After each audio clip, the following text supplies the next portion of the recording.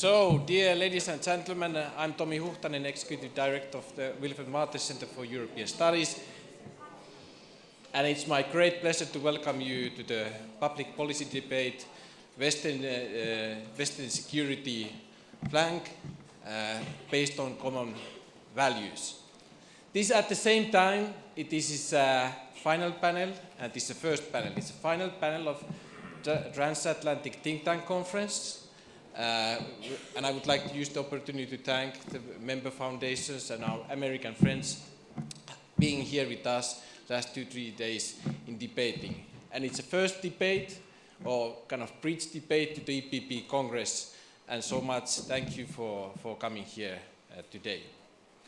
Andrius Kubilius, former Prime Minister of Lithuania, very good friend of Martes Center, once said very well, he's a physicist, and he compared the current international situation in the world today to the physical systems, physical structures, making a point that physical structures, when they lose their balance, the stability, the good news is that they always normally find a new place of balance. But the bad news is that normally it will be very messy meanwhile. And if you look at the development of the world, you can see a lot of volatility. And of course, this has a security implications. In the world today, there are many critical points. We see close to Europe, Northern Africa, we see further in Asia, China Sea, North Korea, terrorists, you name it. This all creates a new demand for security, and that security we have been building together with our American friends during the decades. And that is very much the focus of this debate today, how to enhance this security, how build that relation, especially take into account the new Trump administration which is taking hold now in Washington. So with that, I would like to give the floor to Antonio Lopez Isturiz, Martes Center Secretary Treasurer, but most known for you as the EPP Secretary General. Antonio, thank you very much for your support and being here today with us. Antonio.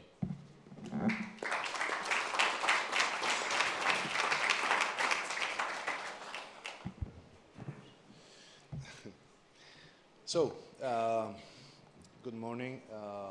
First of all, thank you for participating in this event of the Martin Center. These are the key debates that I always wanted, I dreamed to have in the EPP, and that the Martin Center is now taking during our congresses. And this is the events that you are waiting for throughout our Congress, apart from the plenary and the big speeches. This is the place where we have to be, to listen to such interesting panelists. First of all, before the panelists, I would like to mention, so many important people. Please excuse me if I'm not mentioning, but I see good friends everywhere, especially, of course, the former prime ministers of Slovakia, of Greece, of Lithuania, Anthony Samaras, Nicolas, and also Jacques Santer, also from Luxembourg, and, well, ministers also, and past and future, Dani Mitov, Svetan Svetanov, and this is always the problem about citing people, I don't want to leave anyone out, but that's what I'm seeing in my first view. I just want to thank the panelists. Ken Weinstein, I see you, Vladimir Milov, of course, Grigory Nemiria, my good friend from Ukraine, Minister Frank Bakke-Jensen, and, of course, my good friend and Commissioner Dimitris Avramopoulos, which is holding the key, and you will agree with me, the key position in the Commission, in the challenges that we are heading and that we're going to speak so much about during these events and during the Congress. Immigration, border control, and so many other things, difficult tasks, but fortunately we have the man for the work, and we have to rely and help him also in this as an EPP member and commissioner. We have to all back him in this fundamental work that is the work of all of us. Roland, thank you. Always there, mediating and helping in these panels that we could have the best debate that produces the best information for all the persons, people that are gathering here. To Tommy, Director of Martin Center, and all the staff that you're making this possible. I see you all there. Thank you very much for the work you're doing, not only today, but yesterday, because now we are participating in the last debate of a series that closes the constructive panels of this transatlantic think tank conference. As you all know, a fundamental prerogative of ours in Europe is to encourage unity and celebrate our differences by deconstructing the walls and barriers that divide us. That is because we know from shared experience and spilled blood that we are only strong when we are united. That is the key message that I would like to express here today. If the last 60 years have taught us in Europe anything, is that we are stronger together. And what a better place and what a better moment here in Malta to receive the letter that we will receive today from London. Well, it's already in Brussels. But here we are, the family of the EPP, together, and we will be coordinated in our response that I hope will be for a fair, responsible and constructive negotiation that has to be proposed, and that we all will be at the height of that. Today, however, the message of unity seems to be forgotten by some. Europe is once again faced with a great number of challenges, unprecedented in their complexity and severity. And it is clear that the transatlantic community needs to come closer on a number of issues, perhaps on no other topic more than security and defense. As the slogan of our Congress states, securing Europe's future. I say always thank you, Mr. Trump, because we have been speaking about defense now in Europe in 2 months than in 25 years. And it was about time. DPP always did it, but not everybody was so happy to do it. Now is the time. And we have to evolutionate and to work harder in this common defense for all of us, that also our citizens, by the way, are asking so desperately in search of security. That is the top priority. But also we must remember that our values and interests remain the same. It is from this starting point that we must work to maintain and in some cases recalibrate our transatlantic relationship to better fit the current security context, our new risks and objectives. On the international stage, there are indeed many worrying security trends which must be addressed. This also includes the mounting instability in the Middle East. Even though we see ISIS military strength and influence in the region shrinking, we need to devise a collective strategy that accounts not only for the next move, but a plan that acknowledges the power vacuum that will remain at its defeat. Because one thing is shrinking and the other is defeat. We know about that in Spain, where ETA, the terrorist organization, might be shrinking, but is not defeated.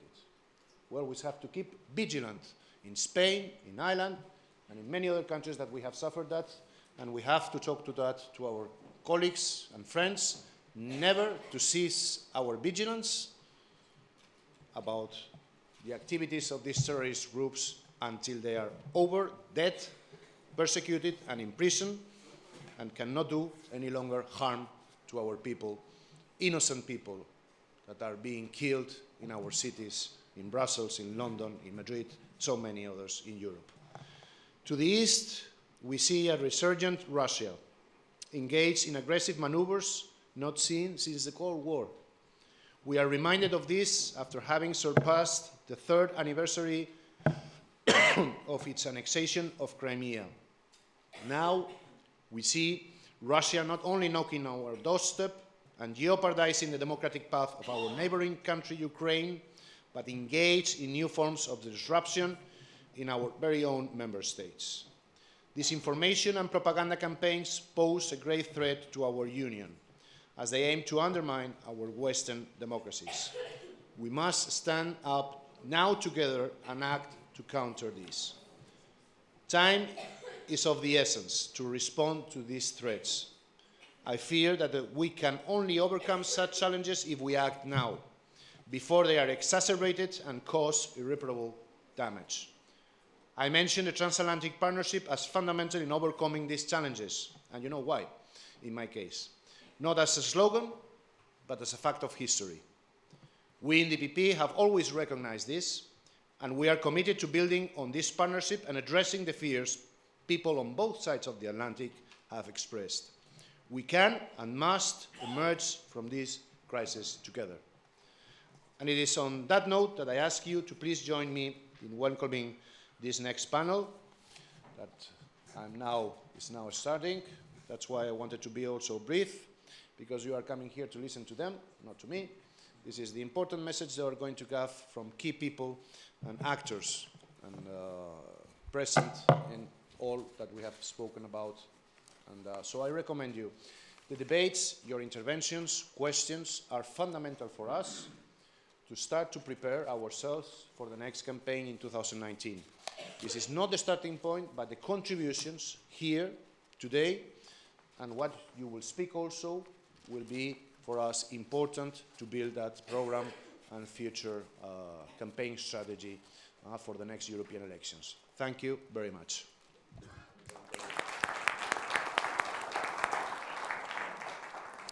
Thank you, Tono, for the introduction. Now, let me briefly present our speakers, and we're not complete. We're still waiting for one, Roberta Metsola. She'll be late because she has something important going on at the moment. But we have Commissioner Dimitris Avramopoulos, Commissioner for Migration and Human Rights of the Europe and Home Affairs and Citizenship of the European Commission. Right. Also, a former Foreign Minister of Greece. We have Frank Bakke-Jensen, who is the Norwegian Minister for European Economic Area, EU and Nordic Cooperation.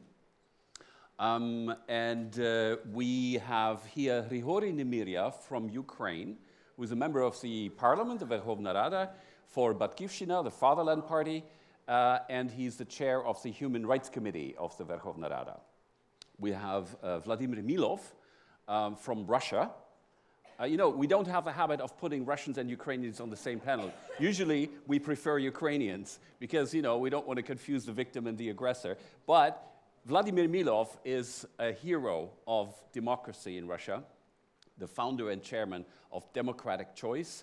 And the fact that he managed to come here, having taken part in the protests, in the demonstrations over the weekend, is only thanks to the fact that the police didn't catch him. Because they've been arresting a lot of people, a lot of his friends, a lot of Democrats in Russia.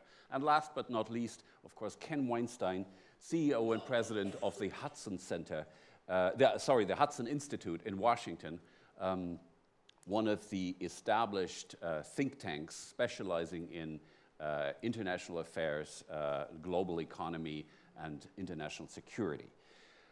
And Roberta Metsola, member of the European Parliament, already said that she's gonna join us later.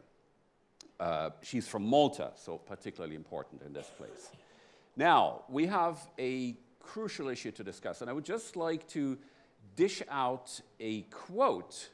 I'm going to quote a social democrat. You know, I don't have a habit of doing so, and I'm going to quote him positively. German Foreign Minister Sigmar Gabriel went to Moscow, 9th of March, met with Lavrov, his Russian colleague, and Lavrov, during the press conference, started the usual spiel about it's a post-Western world. And the moderator already wanted to pass the mic to the next questioner, and Gabriel intervened, and he said, following exchange, he said, you know, let me interrupt at this point, because I think the West is not a geographical place. The West is an idea, it's a concept based on certain values. And the protests in Tahrir Square in Egypt, you remember 2011, Arab Spring? those were a manifestation of Western values. And Lavrov says, but then the Brotherhood came in. You remember what happened? And Gabriel calmly responds that, yes, in the struggle about values, it is possible to lose a battle, but that doesn't mean that the struggle is wrong or that the struggle is in vain or that the values are wrong. And this as the introductory statement. Now, Commissioner, you have been to Washington recently, very shortly after the inauguration. What is your impression of how sound is the basis of values of the transatlantic alliance? Let me start by telling you that the US-EU relations are long-standing relations. It's not something new. There is a history behind us. And what I found there, believe me, although in the beginning I thought that I would swim in uncharted waters, I found very receptive and positive minds. Yes, understand, there are people there who are thinking differently. They're going to lead the United States back to the Monroe Doctrine of that time. But what is the outcome of this meeting? It is true that I met with the new administration, with Secretary Kelly, Giuliani, an old friend of mine when we were together mayors, respectively, of Athens and in New York. Between us, I met also Flynn. I had 1 hour discussion with him, but when I landed to Brussels, he was dismissed. But I can share with you my experience by talking with him. We were speaking for approximately 1 hour and a half. I spoke only for 10 minutes. He was speaking for 90 minutes. And he was focusing only one issue: relations between the United States and Mexico, as if the rest of the world was not existing. So coming to the main issue, the main point of your question, I believe that as soon as the situation is stabilized in the United States, the dialogue between EU and US will start again from the point it was stopped before. You know, we have institutionalized the EU-US dialogue on many issues. Of course, security is on the top. The United States and the European Union are confronted with the same challenges and the same threats, whether we talk about terrorism, whether we talk about organized crime, even when we talk about migration, because both issues, migration and security, are not European, they are global. And the United States have accepted it. That's why the previous administration had taken initiative to convene, under the auspices of President Obama, an extraordinary summit in the United States. So, on security, we have to stick together. But what, in terms of security, will define our cooperation and our alliance is the concept of the common threat and the common enemy. That's where we are standing now. So the message is clear.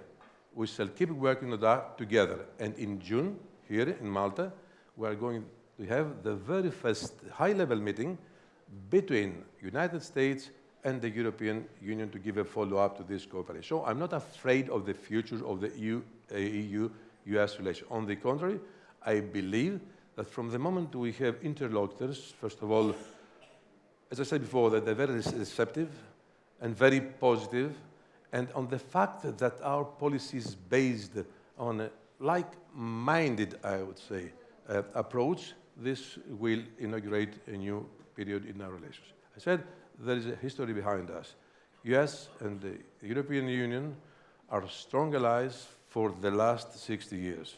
So when we talk about the post-war period, it has been defined by that. But, and this is my last remark, this relation has to be based on equal terms. And the European Union, in terms of security, is not where it should be. What do I mean by saying that? Europe is not a federal system, and it will not become, at least during our times. So we do not express ourselves with one voice. And as far as security is concerned, we have forgotten that in the wake, in the aftermath of the Second World War, when wise people took the decision to create the European Union, one of the two first communities beyond the steel and coal community was the European defense community. Well, it was proposed, but it was never approved. So now we have launched, we have inaugurated a dialogue about the future of Europe. We should go back to what is the legacy of the ones who decide to create Europe, and it is the moment, I believe, to move forward in defense terms to create a more structural and institutional defense system in Europe. The United States should not be afraid of that. We complement each other. It is to the benefit of the United States to have a strong Europe politically and also from a defense point of view. So when we reach that level, then our dialogue will take place on equal terms. This is my point on security. As far as the rest issues are concerned, we shouldn't forget cyber war, the hybrid warfare. Vladimir will have to tell us a lot about it because it was firstly implemented by Putin's administration, and we see that in Ukraine, we see that in other parts of the world. And right now, Europe is not as well prepared for that, to address this issue. The European Commission has taken the lead right now. We are in front of a new effort to create the so-called security union. It's a project in order to put together different approaches by all member states. So what Antonio said before, it is the core of that. Strength in our unity, but unity not in rhetoric terms, but in practical and political terms. So this is the only way to safeguard the European project and move forward in these very challenging times we are all confronted with. And very correctly before, Antonio gave us the larger picture. When we talk about EU-US relations, we shouldn't ignore what is happening in the rest of the world. We shouldn't ignore the fact that there is a trend from some to create the second pillar of a new Cold War era that might be inaugurated in the future. We talk about Eurasia, for instance. What is this Eurasia? And where is Europe standing now, there? And what is the role of Europe within this global, very questioned situation that has started some years ago? So that's why we say now Europe should stick together. We must leave aside what has divided us in the past within the European system and start thinking and acting in a common way, in a more European way. Thank you. Thank you, Commissioner.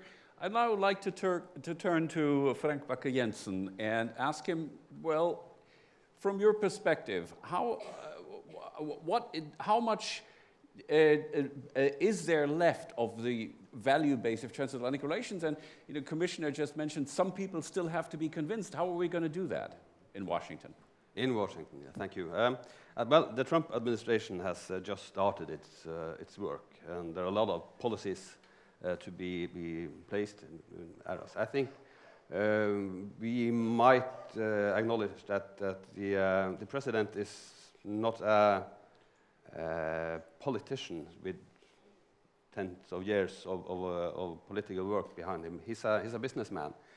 We might approach the administration in another way to signalize what our Europe's message for the time to come. But we know that in the Congress, in the Senate, the transatlantic cooperation is strong. The security work is strong, so we have a lot of friends in America.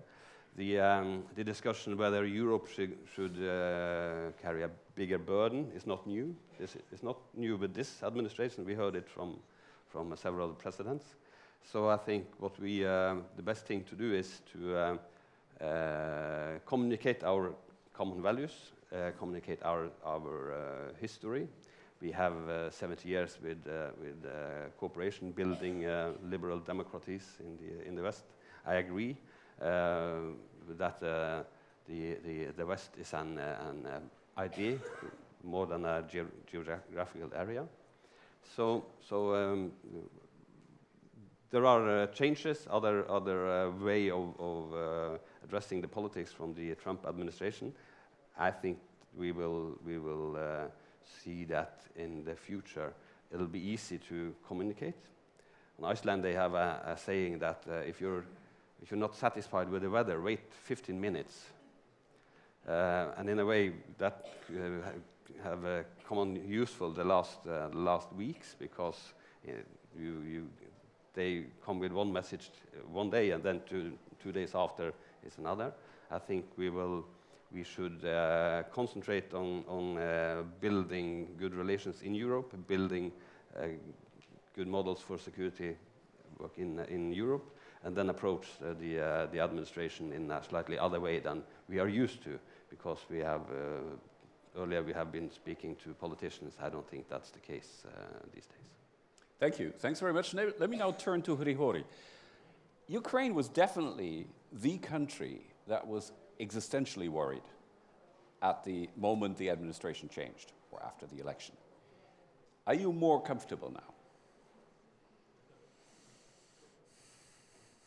I think it's too early to say with the full confidence, but I think a couple of points deserves to be addressed with a cautious optimism.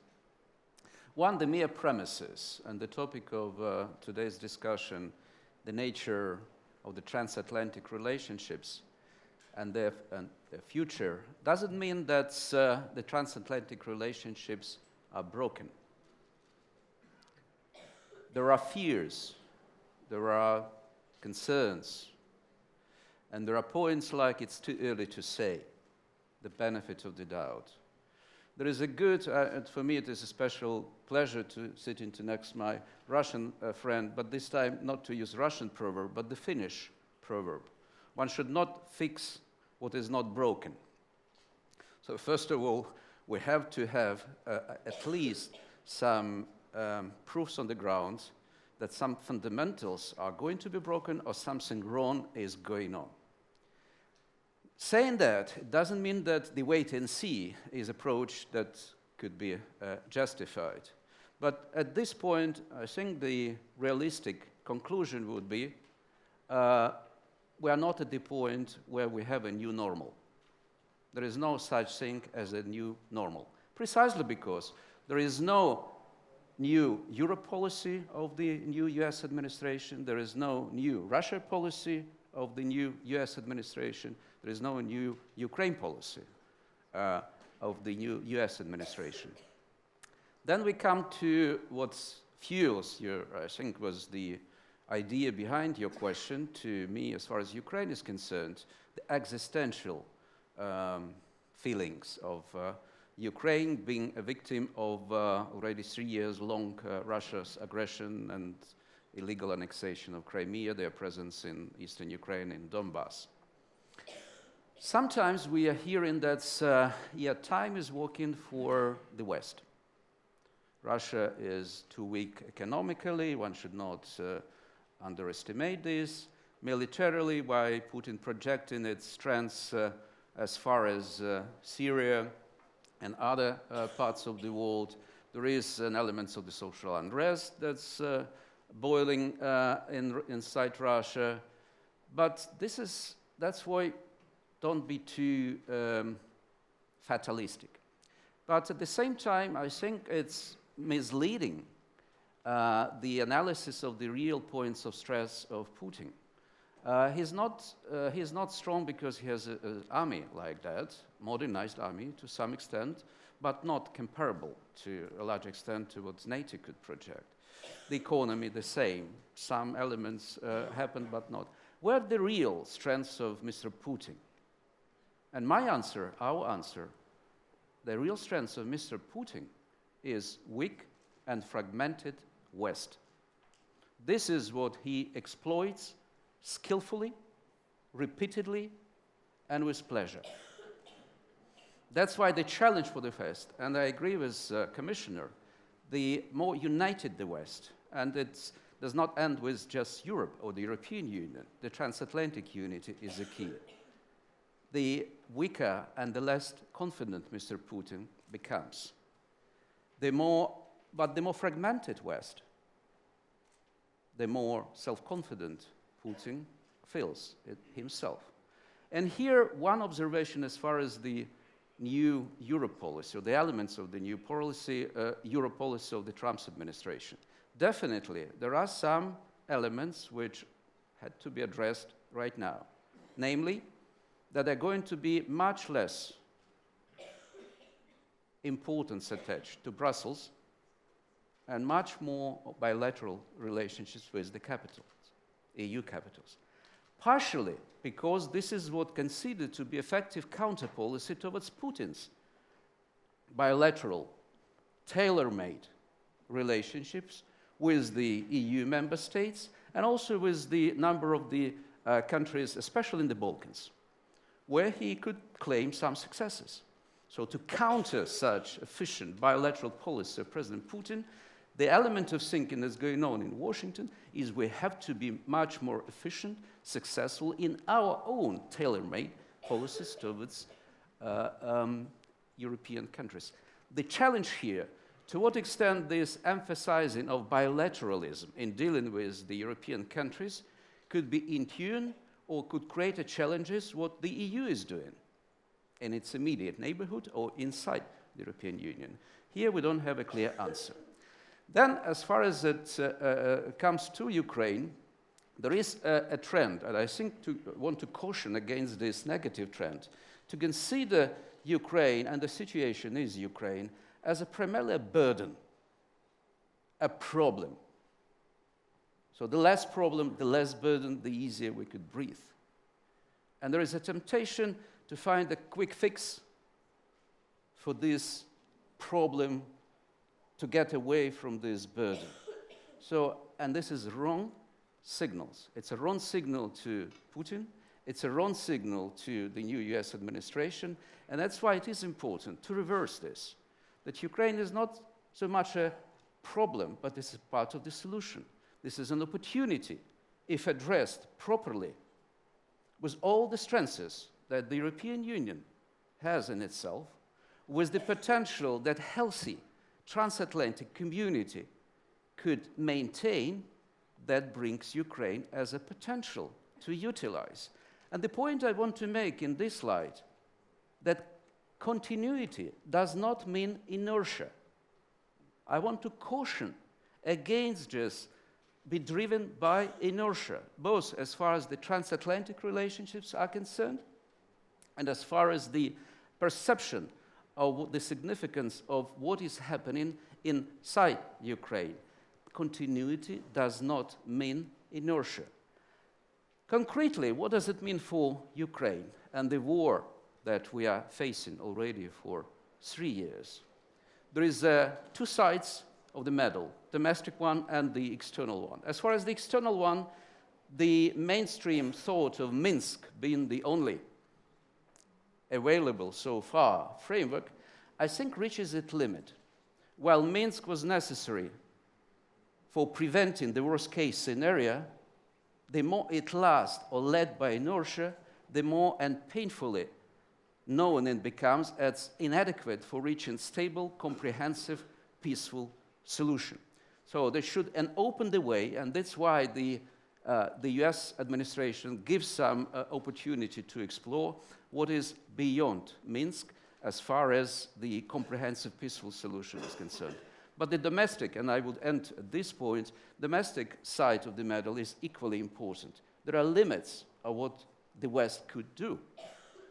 And there is plenty of room what the Ukrainians could do for themselves to help the West, united West, strong West, not fragmented and weak West, to help Ukraine. Thank you. Thanks very much. I'd now like to turn to Vladimir Milov. Vladimir, you predicted a bromance, a grand bargain, a deal between Trump, at the time the president-elect, at the end of last year, and Putin. Where are we now in this? Would you say that we're in the safe area already? It's not going to happen? Can it still happen? What would be the parameters? Roland, I will speak briefly about three things. First, you asked about Trump and the US-Russia dimension. Second, I wanted to say a few words about Europe and its role as I see it as the keeper of the Western values in the time when US leadership is questionably going to defend them. And second, few words about the future Russia's role and how the West should view this, because I think there's been only a black and white approach to this for a while. People are hoping that someday Putin goes and is going to be replaced by something better, and Russia will harmonize itself with everybody. It's a bit more complicated than that. On Trump, I think we got to look at the fundamentals, not certain statements that we hear from people in Washington trying to calm down the situation, and not to the quiet Trump-Russia behavior so far, but the fundamentals. The fundamentals are, I would say, two things. First, Trump and Putin are both very opportunistic leaders. Trump was never known to defend any values of the Western world. In fact, he openly dismissed some of them as unnecessary and standing in the way of well-being of the American people. Another dimension is that if you take a look at what he says, at his speeches, his tweets, whatever, you don't find much about freedom and democracy. In fact, you barely find anything. You can hear hundreds of times, thousands of times the word deal to be pronounced, which is a language that is very comfortable for Putin. Putin is a clear opportunist. He loves deals. He loves bargains. He loves all this, hidden undercover negotiations, agendas, and so on. So I think, given all these fundamentals of the two leaders, I think it's a well-deserved expectation that they might come together. For instance, we, the free people of Russia, we were appalled by the fact that Trump said nothing about the brutal behavior of police during Sunday's protests in Moscow. Roland was right. I barely escaped being detained myself, and I'm glad that I was lucky to make it to come here. But I was at the heart of this protest at the Pushkin Square in Moscow. It was really tough. I'm very grateful for EPP President Joseph Daul, who made strong comments on these events in Moscow. But Trump or any other senior leader from Washington, nothing. We only heard a statement from an acting spokesman for the State Department, who is a leftover from Obama administration. Look, we were not born yesterday. I'm a former bureaucrat myself. We know exactly what this means, given the fact that Trump, neither during his campaign nor in 2 months of his presidency, said anything about human rights in Russia, about the brutal dictatorship that we have. We understand completely what this means. And second important factor is that you can clearly see that Trump is about to embark on many important global conflicts. With Mexico, with NAFTA, with China, there's clearly a strain with the European Union. We're not even talking Middle East, Iran, and all that stuff, because there are multiple, right? Now, if you would try to make up a list of global players with whom he does not have a prerequisite for a conflict, and he has nothing to fight about, Putin is on top of the list. What's so negative between them? Ukraine, Trump clearly doesn't care much about Ukraine. Human rights in Russia, I already told you so. So, of course, he's a bit toned down now by all these investigations about collusion with Russia going on in Washington. They also never met yet. They will, and after this we will be able to judge. But I think the fundamental prerequisites are there, and Trump as a potential Western leader who might be interested into entering this hidden bargain with Putin, it's a real danger. You should not dismiss it based on some statements made by some secondary spokesperson or some congressman, with all due respect, right? You should really look at the fundamentals. Fundamentals do not look good. Second, I think in this uncertain situation with US leadership, it is Europe who should take the lead in defending the values of the Western world. I was scheduled to meet the UK Foreign Secretary Boris Johnson tomorrow, but his visit to Moscow was postponed. Nonetheless, I was thinking, what will I have to say to him? And my key point would be that United Europe is not just a number of transactions. We send some money to Brussels or to the national health care system, whatever. It's something much bigger. It is a vision. It is an idea. People actually have died for United Europe. During the Revolution of Dignity in Kiev, people have died for United Europe. My friend Boris Nemtsov, who was murdered 2 years ago in Moscow, Russia within the United Europe, we're not talking formal institutions, right? We're not talking signing some agreements, papers, but Russia is part of a big Europe whole and free. That was his vision that he promoted throughout his political career, regardless of the risk. So I have to say to Europeans, this is what we hear on Russian state TV every day, that European Union is a mess, there's a lot of problems, everything is failing. Look, you got to look at the successes you have achieved. You got to look at how much you have achieved in the past 20 years. We had this debate with our American friends yesterday about the euro and currency policy. Look, European Union is a champion of the world in attracting foreign direct investment. To simplify it, nearly twice outpasses the US in this regard. Just imagine you had all these liras, pesos, francs, and all these different currencies, investors would go crazy. Single market. 10, 20 years ago, we've been talking about how to counter the monopoly of Gazprom. Right now, Gazprom is happy to sell you gas at $170, $180 per 1,000 cubic meters because it was brought down by fierce competition from Qataris, from Norwegians, from indigenous output, and so on. You have achieved a lot, so you still have a lot of challenges, a lot of problems, but lighten your spirits. You should, Europe is very undervalued, and you should correct that problem. You should explain how successful the European project is. And we, Democrats in Russia, we understand this is why we are fighting for European cause. And last, about Putin. A lot of people equalize Russia with Putin these days because obviously he has ultimate control. He will inevitably go. Sunday's protests have inspired a lot of hope for that because that was a real big thing, and I'll be happy to speak more about it. One day he will be gone, but do not have an illusion that Russia will not be a problem after that, because we still have a huge rivalry of two views, two approaches. Do we treat our neighboring countries as equals, as sovereign states with equal rights, or do we consider them lesser brothers and want to spread our exclusive zone of influence and patronize them? The second unfortunate approach is far beyond just Putin. It is good news, it's not so popular with the Russian population in general, but it is very popular with the Russian elite, and particularly business elite. It will not be gone after Putin is gone. So Europe should develop an approach to convince Russia in a historical perspective to actually normalize relations with everybody and get rid of this imperial thinking, imperial behavior, which is kind of more deep-rooted than just Vladimir Putin's craziness. Thank you, Vladimir. Now, let me turn to Ken. And you have the tremendous burden of speaking for the United States in this panel. How is 2017 going to evolve in transatlantic relations? We heard some cautious optimism from most participants.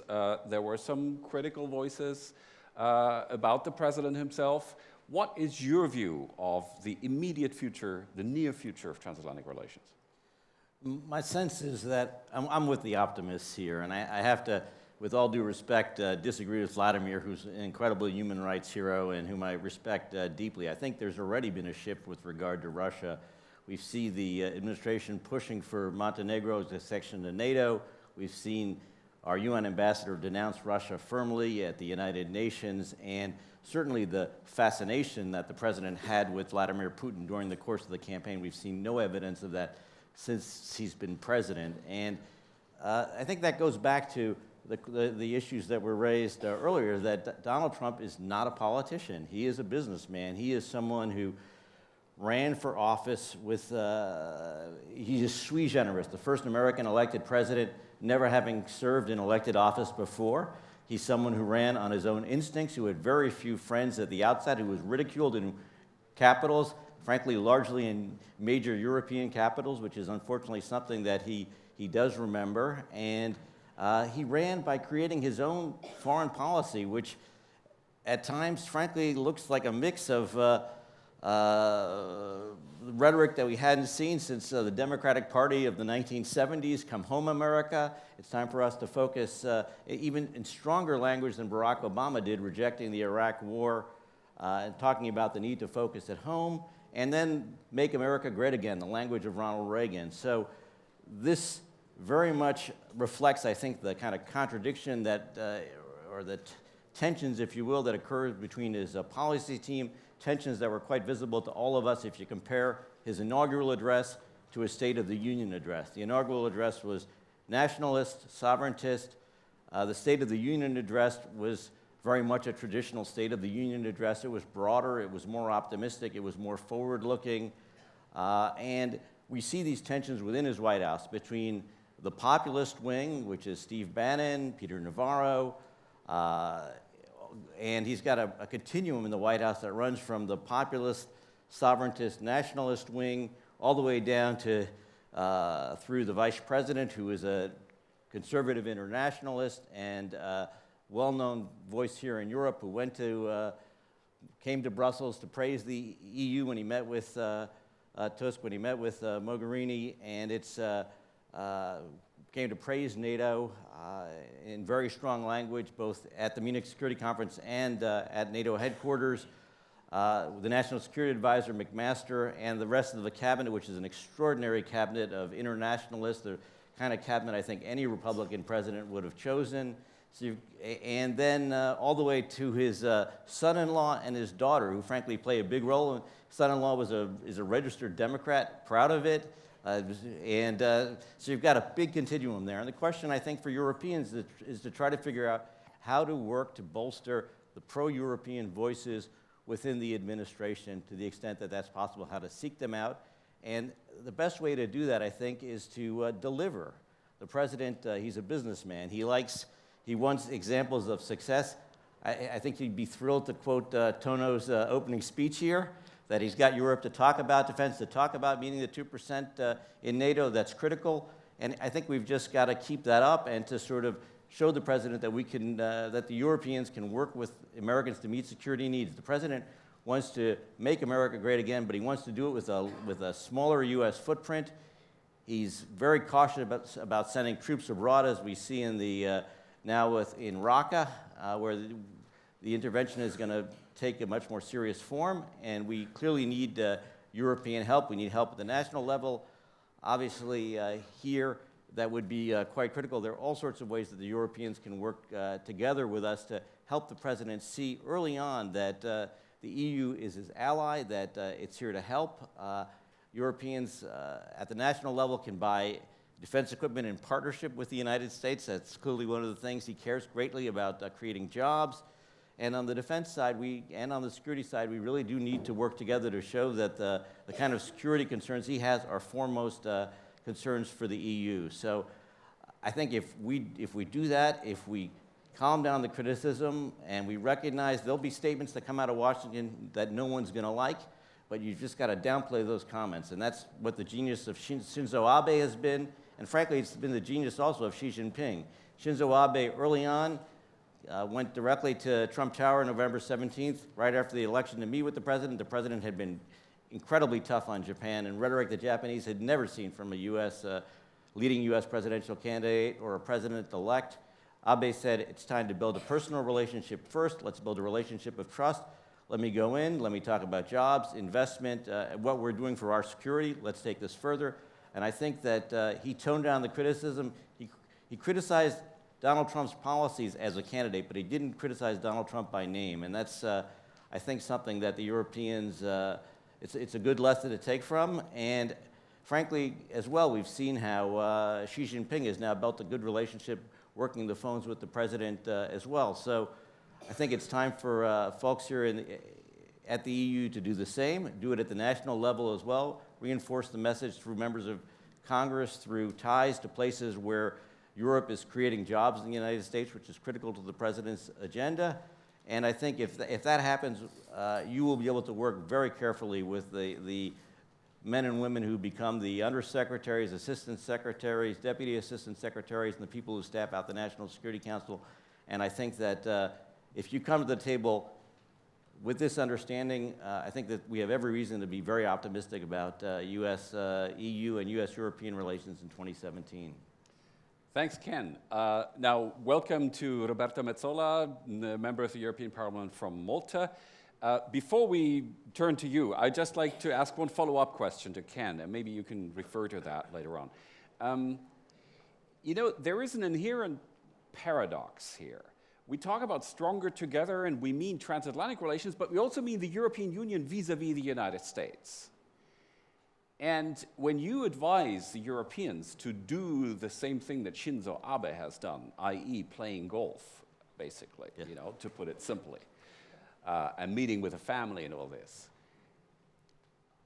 I think there are two caveats to this for the Europeans. One is, obviously, that we're not acting as one, we are several countries. Shinzo Abe has the luxury of representing one country. Sure. And here we have several leaders kind of doing the, well, trip to Washington, meeting, and each one having their own way. And, you know, once there was a publication from London, from the European Council on Foreign Relations that listed up all the special relationships that European countries have. They got to 17 special relationships, you know.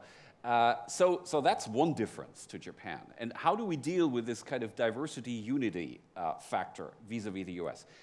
The other one is credibility at home. You know, frankly speaking, there is a rejection of this president by European citizens and voters that at least have to be taken account as a factor for leaders. So what is your advice? I mean, where do we find the fine line to, you know, kind of walk between the extremes on these questions? And how much stronger together should there be among the Europeans within the stronger together of the whole transatlantic alliance? It's critical for Europe, for the EU, to be stronger together and to speak with one voice.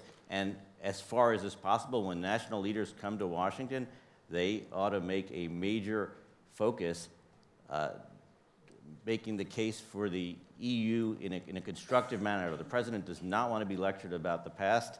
He wants to talk about the future, what we can do together. And I think as you put it in that context, that helps. He doesn't want to relitigate old arguments about things that happened before his tenure. He is really focused on the future. So to the extent that can be done, and that national leaders do that, and that and it's a problem we have in Washington too, with the diplomatic corps from the EU countries who, frankly, hit above the weight of the EU mission in Washington, and so it's a challenge as well, and I'm sure it's a challenge around the world.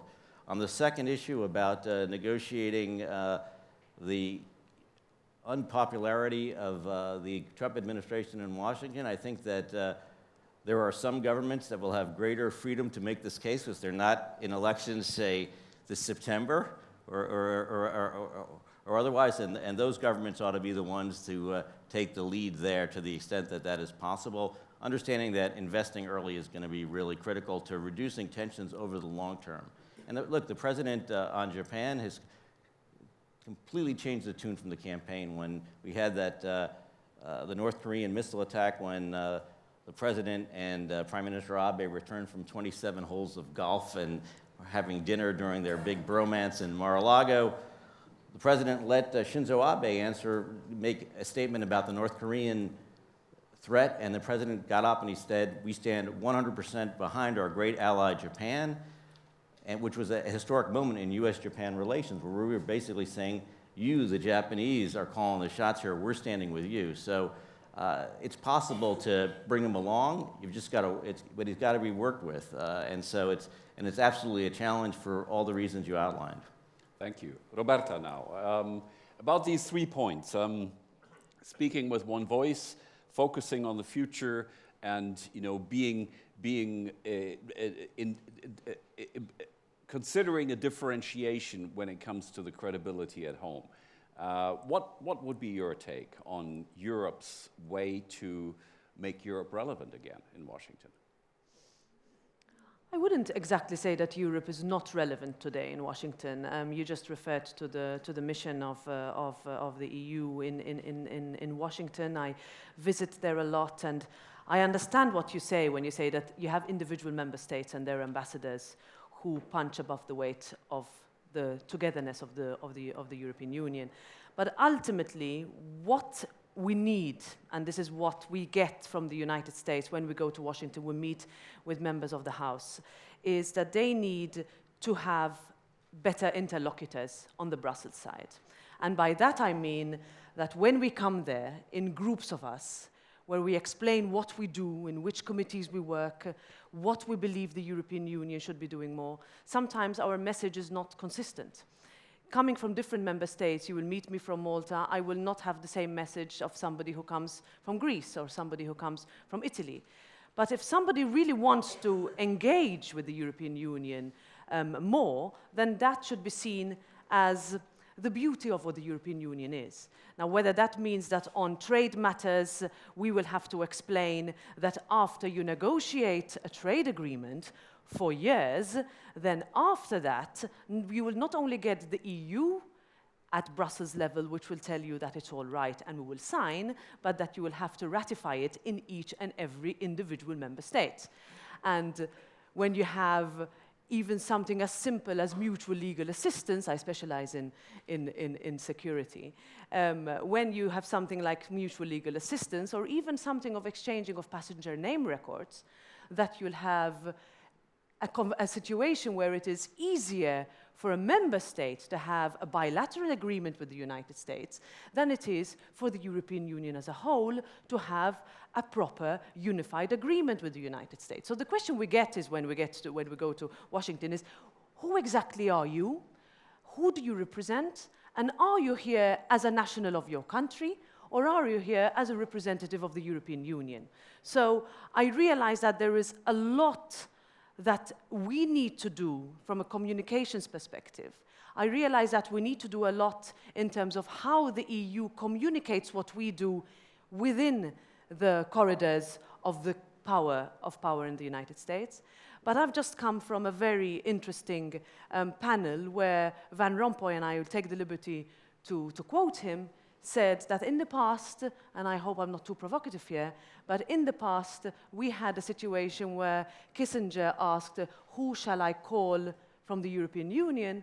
I think we can say today that we can ask the same question for the United States. Who can we call from the United States? Who will make the shot? Who will call the shots? And on that, I think it is up to us to also ask the same questions that we are asked in return to what we are going to do in the future. Let's not go into down the debate of what will happen with TTIP. What, if anything, are the remnants of the TPP? What will happen with visa reciprocity? Another extremely difficult and sensitive topic. We are not only talking about a situation where we still have a number of member states for whom there is no visa reciprocity, visa waiver with the United States, but if you listen to what the Trump administration or the current administration is saying, you will also have messages of, let's make sure we see what we have, and if we don't like what we have, we can start to possibly scale back. And that is the fear we have, where the messages we are receiving are different depending on who we talk to. And I think that at this stage there is a need for consistency and coherence on both sides rather than just on the European side. Thank you very much. At this point, I'd love to throw it open to the public, but you asked a question. You asked the reverse Kissinger question, and I think before we open this up to the audience, I'd like to turn to Ken. And what is your answer? Who do we call? I think it depends, frankly, on what issue you're dealing with. So if you're dealing with defense issues, it's Secretary Mattis.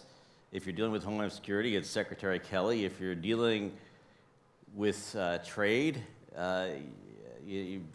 it's Wilbur Ross. It really depends on what the issue is. And the Vice President and H.R. McMaster obviously play critical roles, and the Vice President, especially across the agenda, has become a voice for of the allies, to the allies as well. So he's increasingly an important player. But this will settle out. The president has extraordinary both business and show business experience, but no one is ever prepared to run an operation as complex as the White House, and so it's going to take time for everything to. And he also likes having diverse centers of power, being able to call on them. That will also calm down to a certain degree during the course of this year. Okay, Question of time, in other words. That's it. Commissioner, very, very brief I impulse. was inspired by the last remark. Well, I heard many people asking the same question recently. Who is our interlocutor from the other side? We shouldn't ignore that when we refer to the United States, we refer to a very deep institutional system. We shouldn't make the mistake to identify necessarily United States or Russia with the leaders that are there today.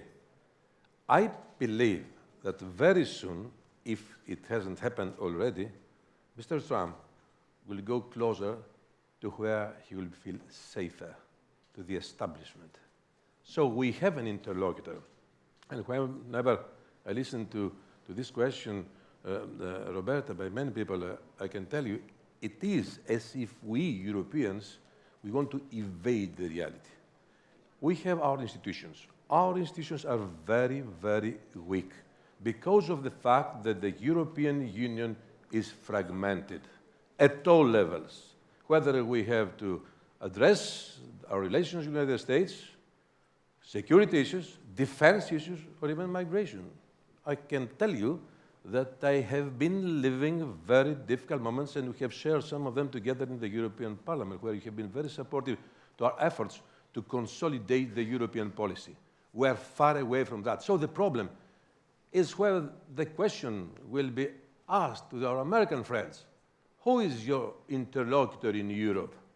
So we have to harmonize our relations and leave the two systems to talk to each other, as we did in the beginning, in the wake of the elections after my visit to the United States. I came back with very positive signals, and I shared it within the college, but also with member states.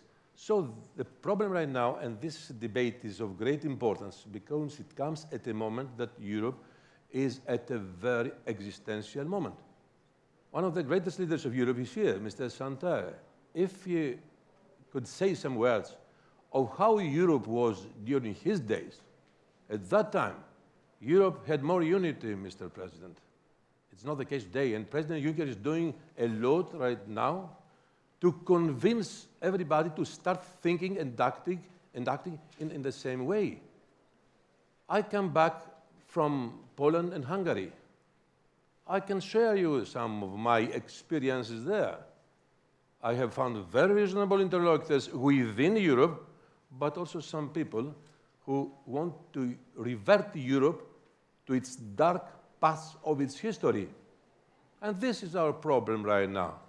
And this Commission has a role to play, because in the future we have to answer the question, how do we want to be remembered? History remembers two types of leaders, the ones we have destroyed and the ones we have made. Where do we want to belong?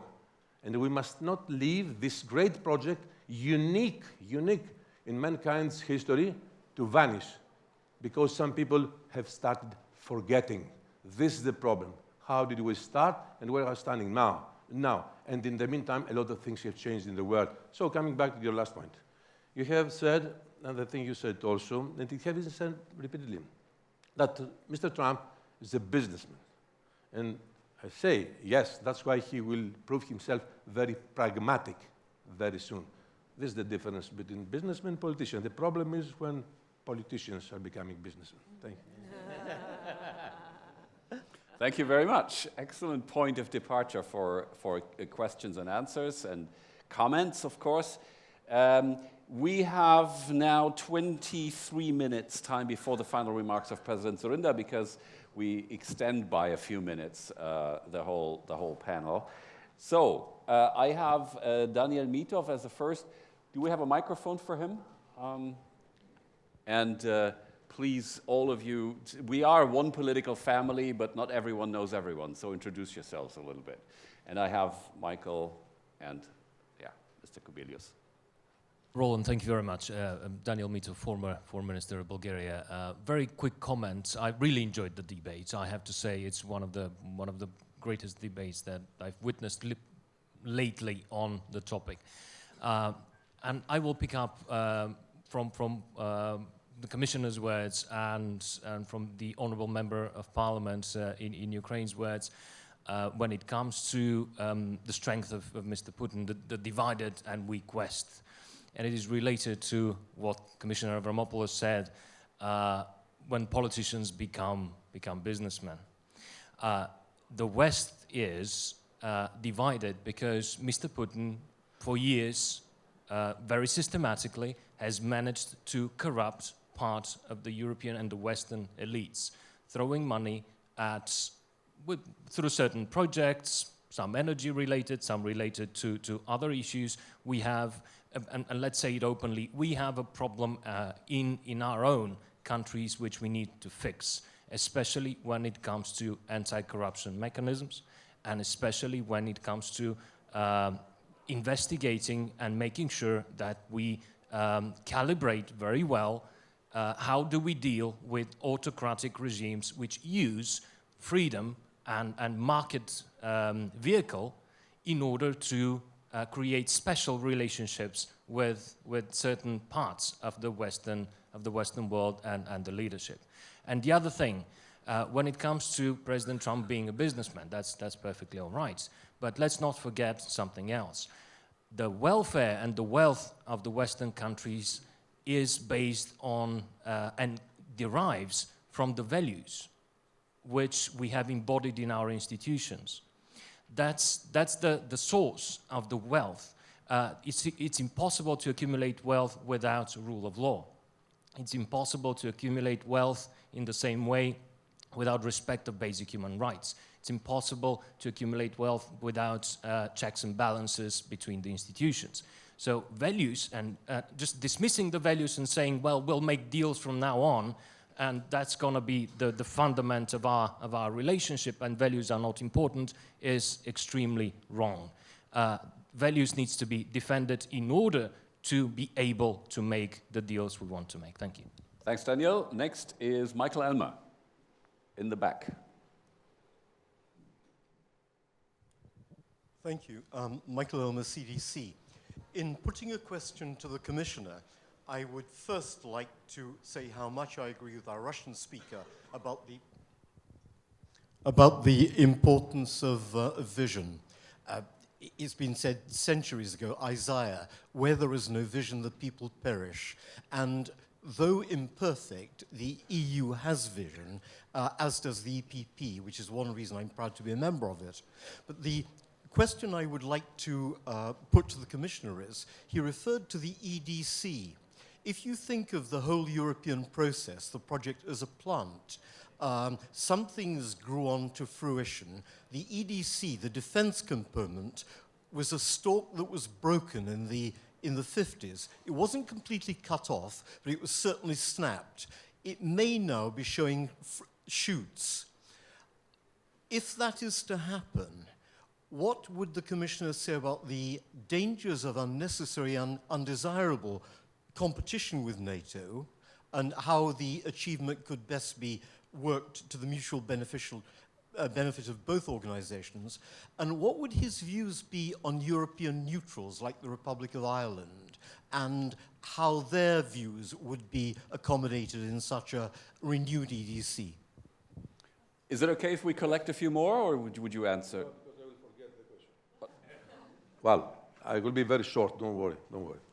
First of all, as I said before, we are in an existential moment, and we must see what we can do in order to safeguard the European project. I referred to the beginning because, although it sounds a paradox or an oxymoron, the answer about the future of Europe lies on its past. To remember what happened at that time and why all these wise leaders around the table decided to create the European Union. And it was not by coincidence that they had proposed, in the wake of this tragic war of 2 world wars, to emancipate this new union politically, in terms of defense and even of foreign policy, which is not the case. As far as your point, whether a European defense community might be a rival to NATO, sorry, I don't agree with you. It is exactly the opposite. Because, first of all, it was said before, European Union is an economic global superpower. Nobody denies it. That's why everybody wants to come here. So, But on the other hand, if the Union is not politically emancipated, and this is the answer to the question, where is Europe heading towards? By coming back to the past, revive all these ideas of that time, and immediately create a structure in terms of defense and adopt a common foreign policy. It was said before. We should speak in one voice.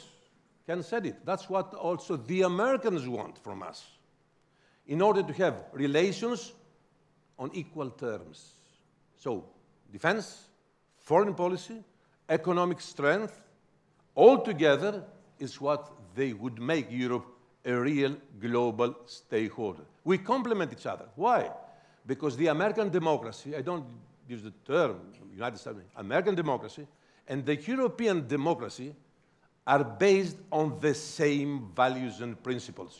So today we are confronted with the same threats and the same challenges, and this is what can foster common consciences. But institutionally, we have to talk to each other in order at least to have interlocutors from both sides. In the Commission, we have taken the decision to move forward in enhancing the European defense industry. That's the very first step. Is it enough? It's only to produce armaments? Of course not. We must have the political umbrella on that. That's why we must move forward. And the answer to the question, where is Europe moving towards right now, under these very difficult moments, is to do more for Europe.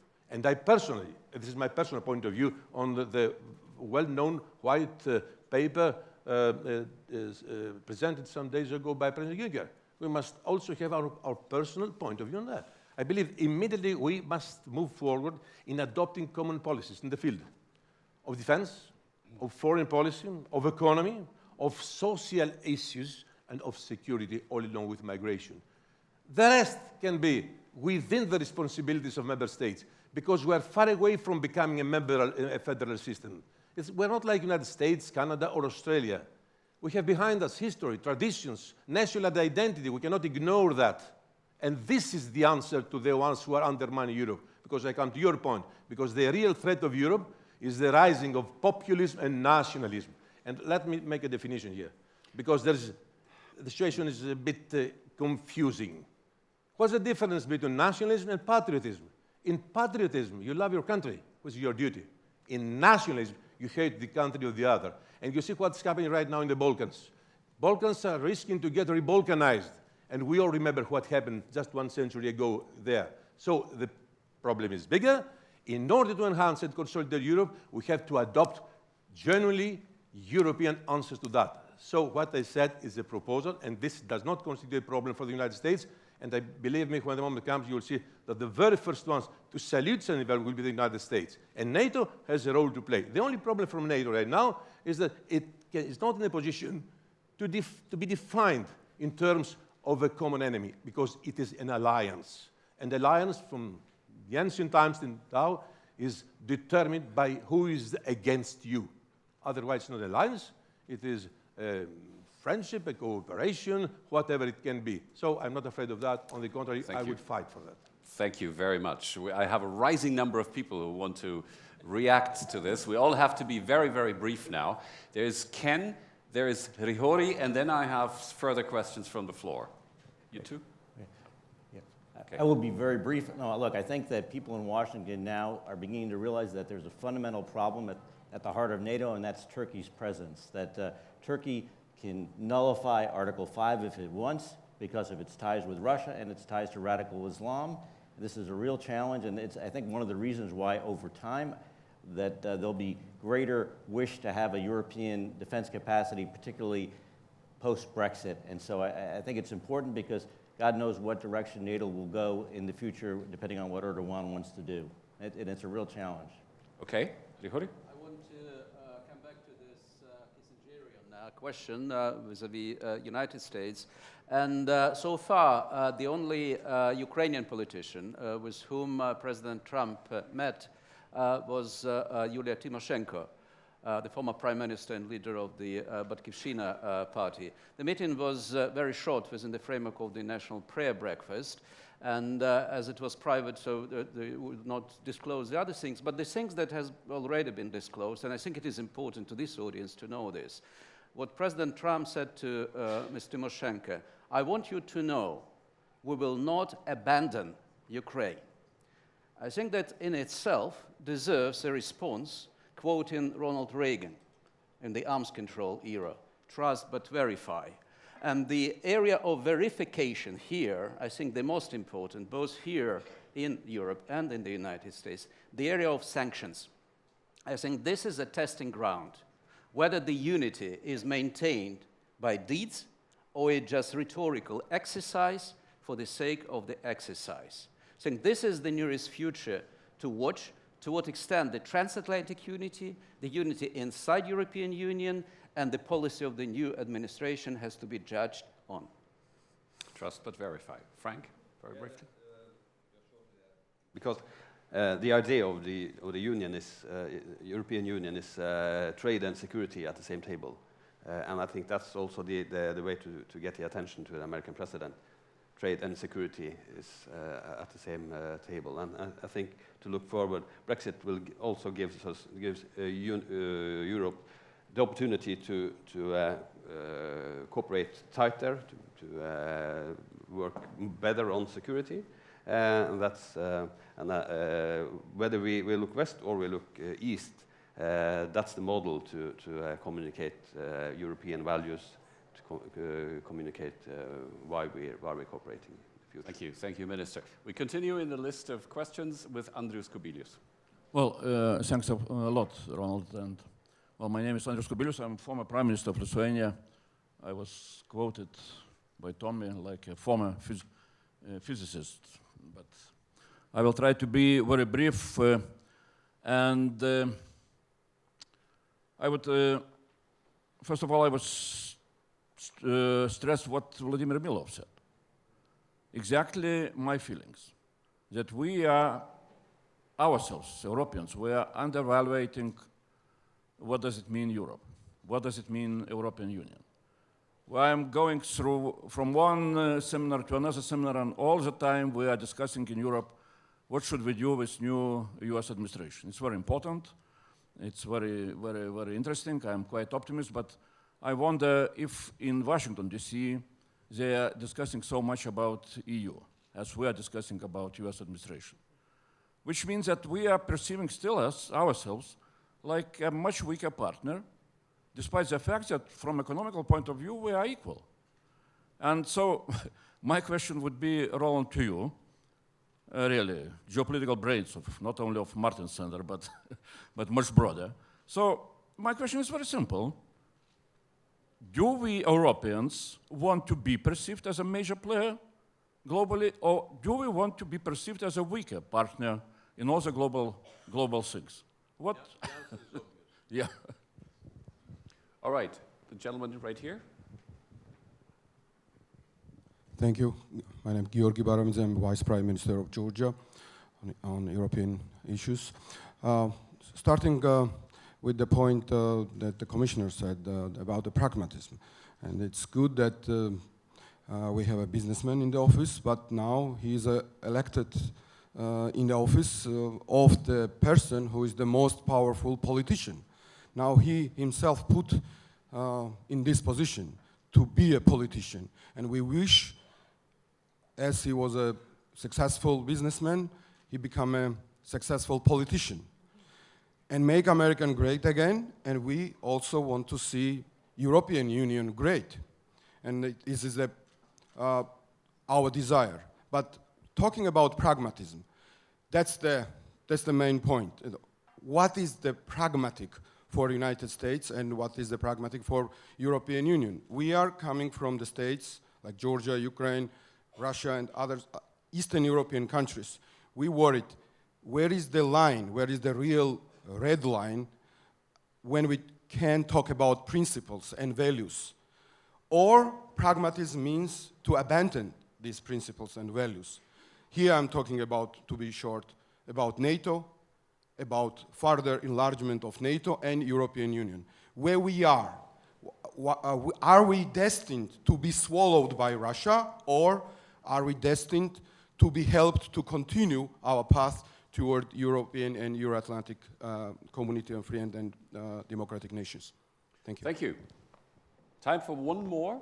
If not, then we start the final round of answers. And in fact, I'd like to start with the Commissioner. Pick any one of the questions asked. There was this about pragmatism, also the rule of law. Thank you, and I will be short. First of all, on your question, I said before, the answer is obvious. Europe has to prove itself as a global stakeholder at all levels. That was the strategic goal from the very beginning of the creation of the European Union. Some have pulled brakes in the meantime. Now, in front of the situation, we have to do more moving forward. As far as your remarks are concerned, I have been in your country for reasons you know. Well, believe me, the message comes also from these countries. I haven't seen in my life so many European flags in the streets and on the buildings of Georgia and of Ukraine as much there. Less than you see in Brussels. Why? Because you can explain it. You are thirsty of democracy, liberty, rule of law. It's what you didn't live for so many years. So we, the rest of Europeans who are enjoying all these values, we should take also a message from your countries. Why do you want to become members of the European Union, although you say that Europe is weak today? But Europe is not weak. Europe is very, very strong. So this is very clear what I want to say. Europe can really prove itself as one of the leaders in the world. And what is leading Europe are all these noble and supreme values that were born in Europe. And they have been sustained for 70 years. And we here, we are the unique generation in mankind's history that we have not lived a war. Our forefathers were sleeping with a revolver under their pillow. So don't forget that, because I always say, this is my motto, I say I'm not a Marxist, but I will quote Marx today. He said that history repeats itself. No, men repeat history because very simply they don't read it. Thank you very much. Frank, Minister? Well, thank you. I just would like to be kind of optimistic for the future, because what we have achieved for the 70 years to go would be so fundamental that we had to take care of it. We had to base it on the common values, and we had to build the Western as an idea more than a geographical area, to include more and more people. Thanks. Roberta?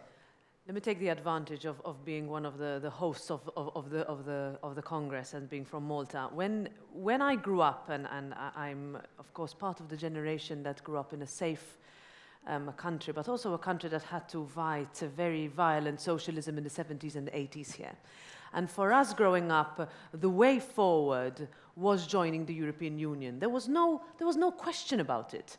If somebody had to ask me, where would you like to be in 10, 20 years' time, my generation answered very, very resoundingly, in the European Union. Today, we see, and I follow on what the Commissioner has just said, you have countries in our neighborhood who are looking to Europe for answers, but also countries that are currently in the European Union who are looking to the European Commission for answers to defend them, because the governments that are governing them now are not doing what the European Union promised them, are not doing what their forefathers or the previous politicians who took them to Europe told them Europe would protect them from. And I think that's what makes us ultimately strong. If we look to the European Union for protection without necessarily going into what Europe can do, what member states can do, competences, etc., but there are basic values that we should be proud of. And it is those basic values that we should use when dealing with the United States. Because ultimately, and I want to finish on this, and this was the point I wanted to make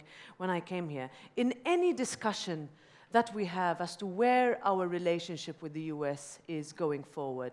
I think if we forget where we come from and the basic values underpinning our democracies and the big tasks that countries had to go through in order to become members of the European Union, then we would not be true to what truly makes us European. Thank you.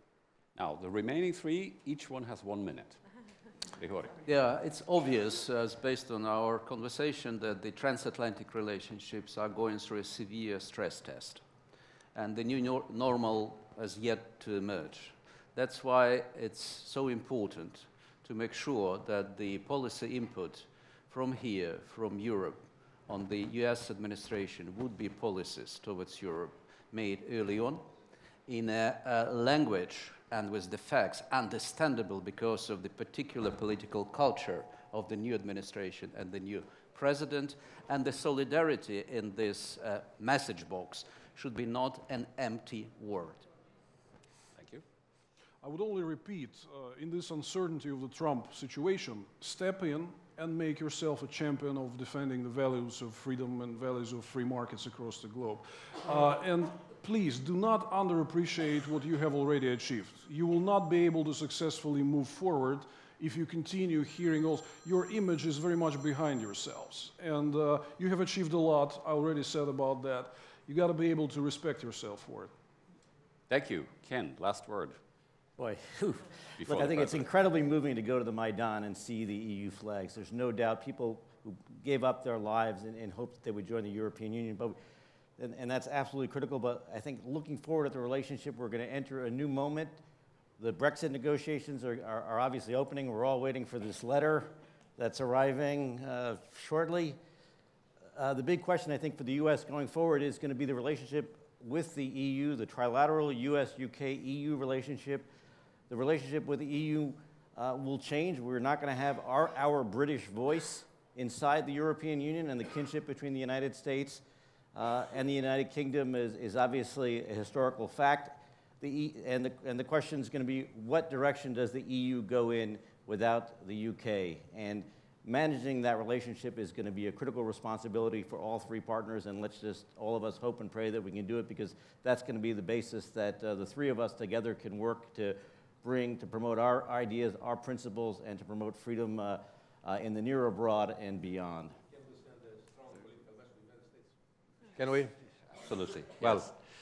please whisper in the ears of Mr. Trump to exorcise and abjure as soon as possible the populists and the nationalists in Europe, because the night of his elections they celebrated, and it doesn't match with the great values of the American democracy. And the United States should not be co-responsible for the rising of this phenomenon in Europe. Okay, that brings us to the end of the panel. We'll have remarks by the President in a second. Let me just point out also on the question that Andreas Kubilius asked. Well, does Europe want to be a global player? Yes.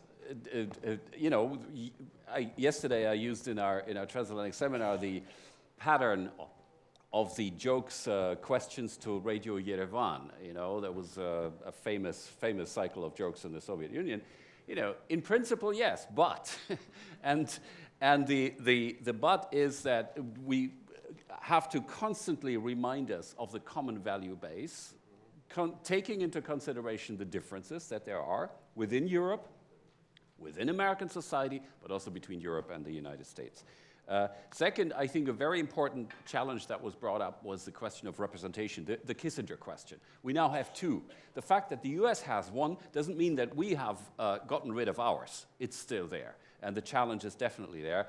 And third, 2 points: stamina. We need to keep on working on it and not let up. And we have a high degree of consensus here. Let's face it. There were some nuances about Trump, about how quickly this administration is going to start functioning properly, and so on.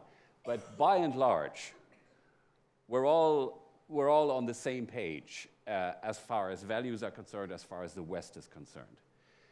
If we had had a panel of Chinese, South Africans, Indians, Indonesians, Turks, for example, that would have been a different story. And let's remind ourselves of this fact and then start working on it. Thank you very much, and President, the floor is yours.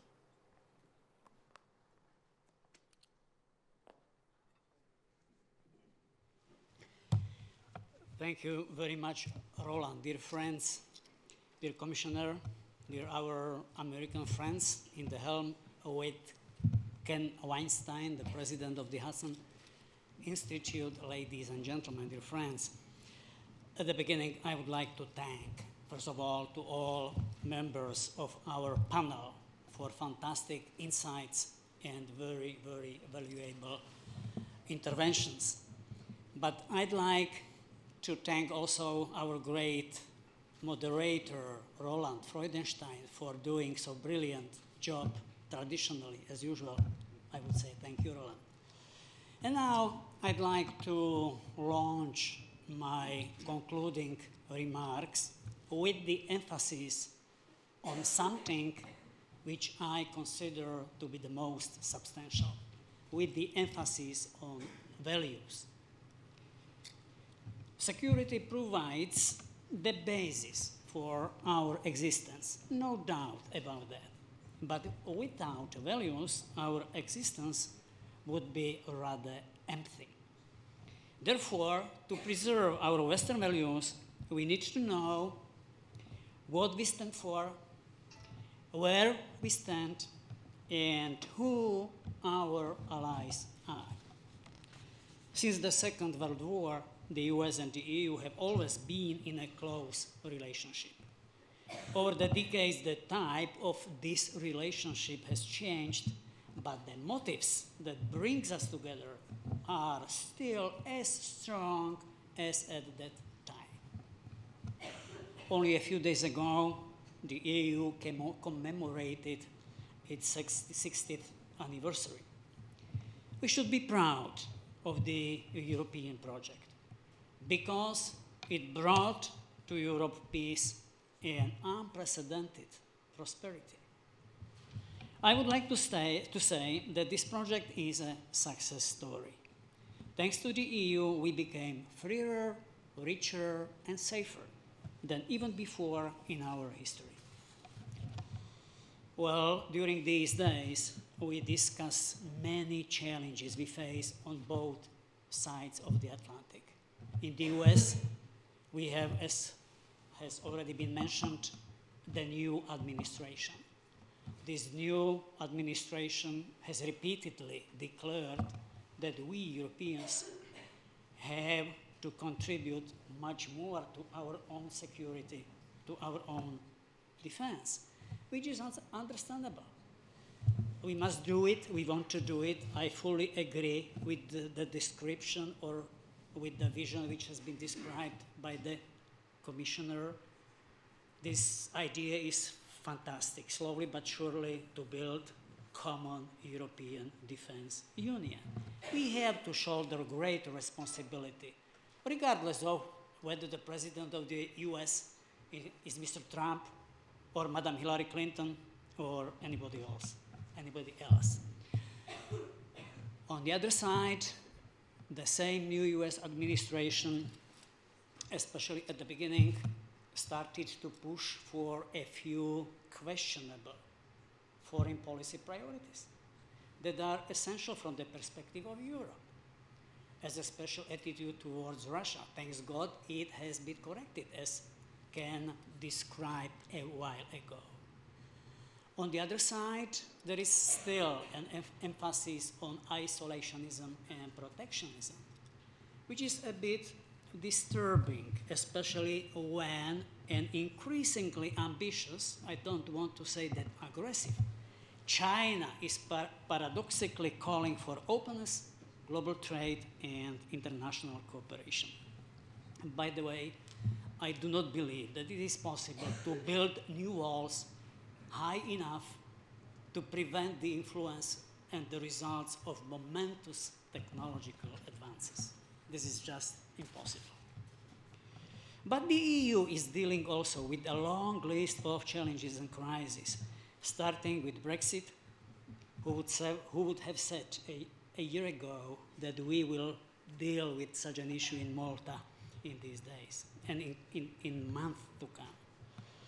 We are dealing with migration, terrorism in our cities, but also one should admit with the divisions among our EU leaders. The list of challenges is really big, and I don't want to lose a lot of time. Everybody knows China, which has already been mentioned. On the other side, Russia, more and more aggressive, representing, I would say, a permanent threat. We have also a very unstable Middle East. We have also nationalism in rise in the Western Balkans. And we have huge Africa, which represents immense reservoir of the current, but also the future migration to Europe. So we can only agree that nowadays the world needs not only leadership, but also stable alliances.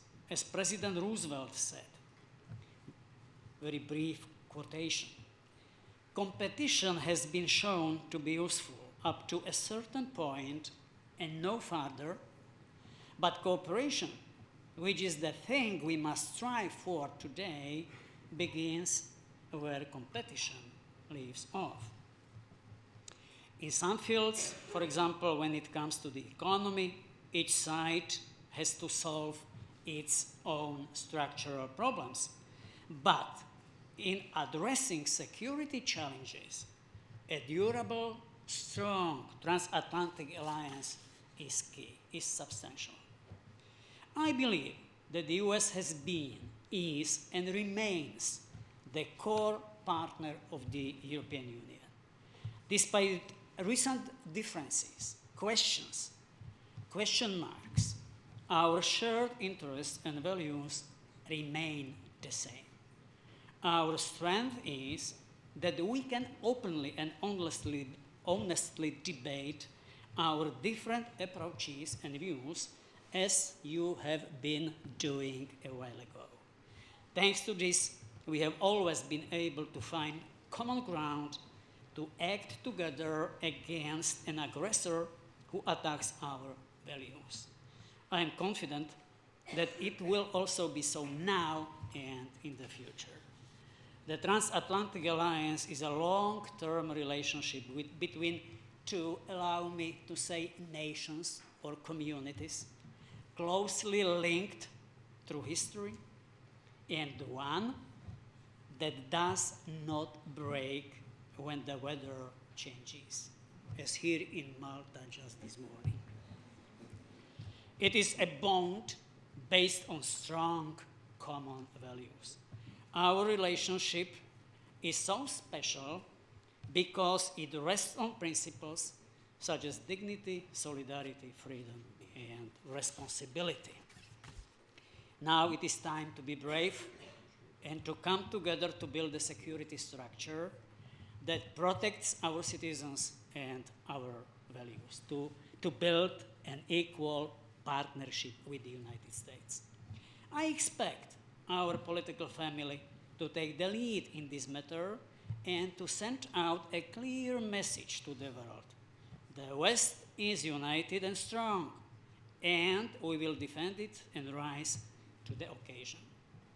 So, dear friends, I would like to conclude my remarks in an American style, because we are concluding not only today's discussion, but also the 7th edition of the Transatlantic Think Tank Conference. I'm very proud that the Martin Center, in cooperation with the International Republican Institute at the Hudson Institute, decided 7 years ago that we are meeting on a regular basis. There is a turn in organizing events. Last summer, last July, before US elections, we were in US. Now our American friends are in this beautiful island in Malta. So I would like to conclude by a sentence. I heard it yesterday, but also a while ago in an American style. Let's make EU-US relations and NATO great again. Thank you.